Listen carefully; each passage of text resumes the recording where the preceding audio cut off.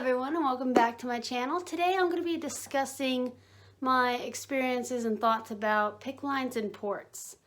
Now, I do have a couple stories with IVs, but that's more of a topic for another time, mainly due because of a horrible situation that I had whenever I was a baby about IVs, which I think since I was so young that my mom should tell the story on that to give you a little bit more insight and better information than I would, since I was, say, 4 months old and I can't remember every detail, obviously, because I was so young and I was most likely of dying. So she should be the one to explain that story for y'all, because I believe that was the only time I ever had an IV. And that will be the only time I've ever had an IV due to what happened. So with further ado, I will explain to you what a PICC line, and then I'll go to the port stories. So what a PICC line is a long catheter that goes in your arm wherever they find a good vein that the catheter can go in through, so you can get your antibiotics, your IVs, your IV fluids, and other medications that you may need in your hospital stay. Now, what's different from a regular IV is that the IV is real small, and so it only goes to, a few good veins, and then you have to replace it every so often while you're in the hospital. And since it's so small, the really hard antibiotics that they put that can go through is too strong for it to go through your veins, and which causing a burning and unpleasant sensation. Now, what a PICC line is a long catheter that goes somewhere high up in your arm where your veins are a lot bigger, because it is a bigger tube-like structure that goes in up towards your heart, so that the medicine that can go through your body and start working faster. Now, with the PICC line, they have to go in and basically numb your arm and open a little hole up so the catheter can go actually in your arm. And they use an ultrasound to kind of give them a visual on where the catheter is going so they can get to where they need to be. And the whole process is not painful because they do numb your arm, but you can feel the pressure. It only took about 20 minutes for it to go in, and it's something you don't really change throughout your hospitalization. It just basically stays in there until you're out. Which is good because, the less times they have to go inside and change it out, the less of an infection it can cause. Now, you have to be really careful with it and make sure it's clean at all times so that the infection can't grow underneath your skin. So they'll do dressing changes, which basically the tape that holds the PICC together, they'll take that off and clean around your PICC and carefully bandage it up, tape it up, and make sure it stays in place. Remove the caps, replace them so that all the lining and stuff is clean, which I can show you a little basic picture of them changing it.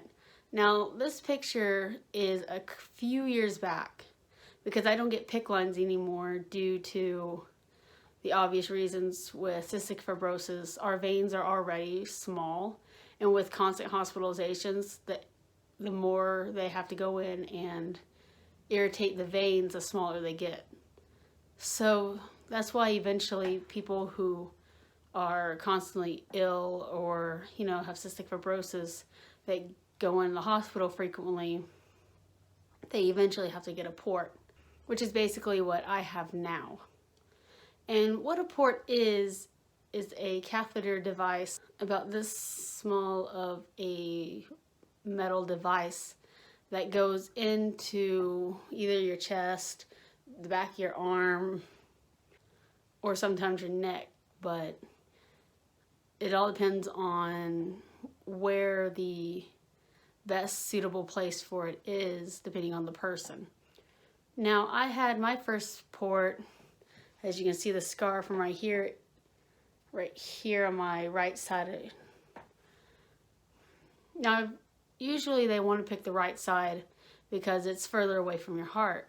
Because if they go on the left side, it is close enough to your heart that it can cause, problems pushing up against it, or if it gets infected, that it can be a very serious situation. Now, what a port really does is it's basically embedded in your body, and it stays there for the rest of your life, or unless, you don't go to the hospital anymore. And if you want to take it out, you can. But it's basically easy access whenever you just need to go to the hospital, get hooked up, get medicine.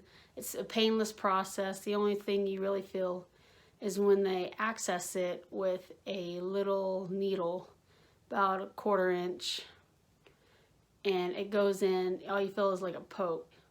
The way I see it, as a flu shot, basically, that little sting that you get and it's over.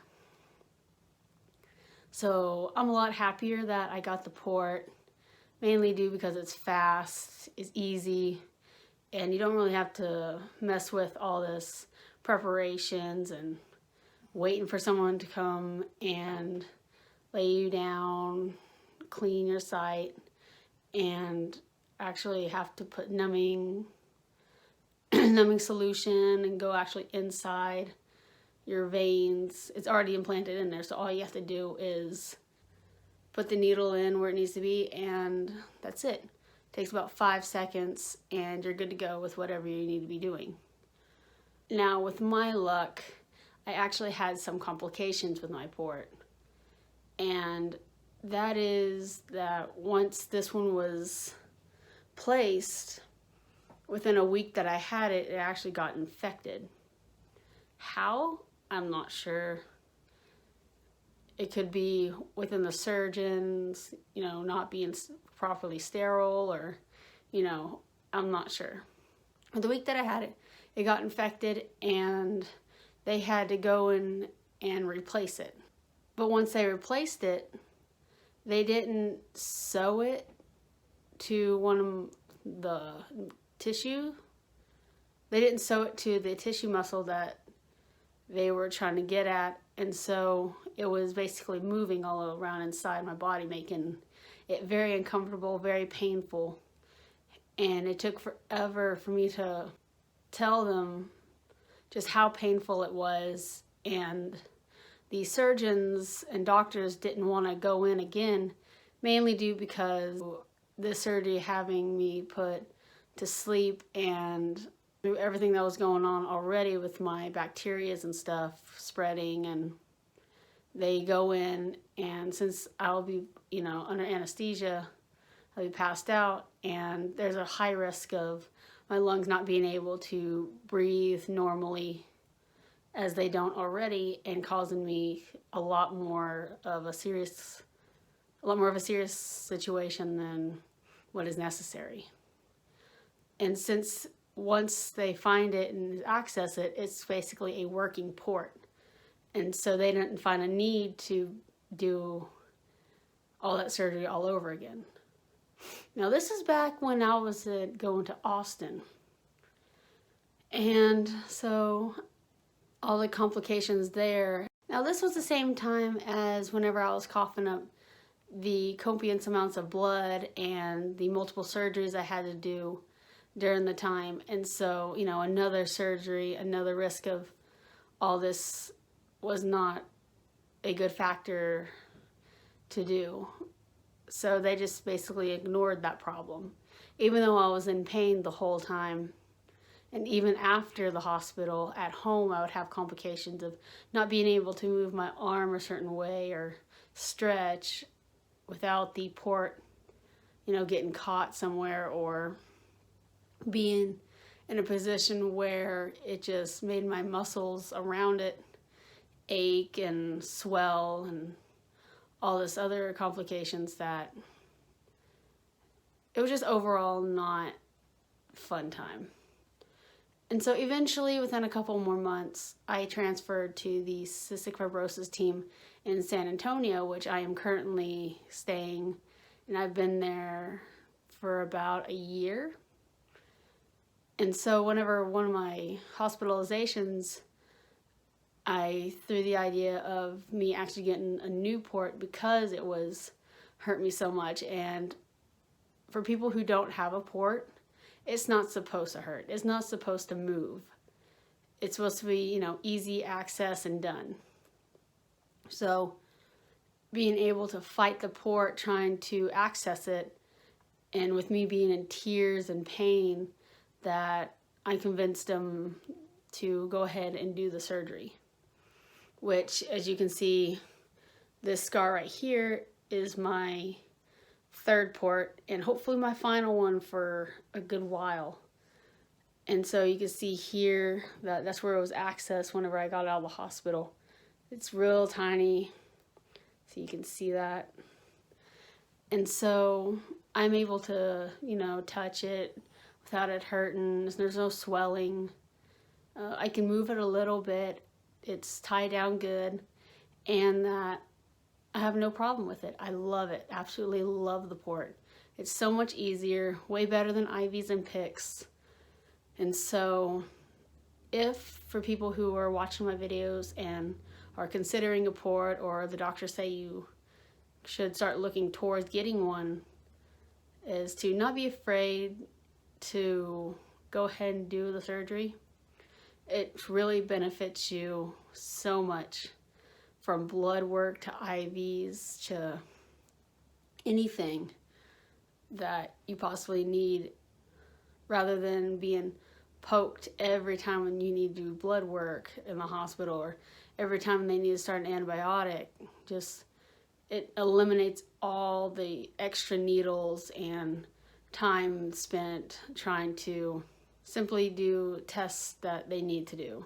So yeah, that's my 2 cents about the Portacath and the Picc lines. So if you want to hear a story told from my mother about back whenever I was a baby and they tried to do an IV and burnt most of my tissue in my right leg off, I'll let you throw your 2 cents in the comments to see if you would like to do a video like that or not. And as always, like and subscribe. Help spread awareness around the world, and I'll see you next time. Bye, guys.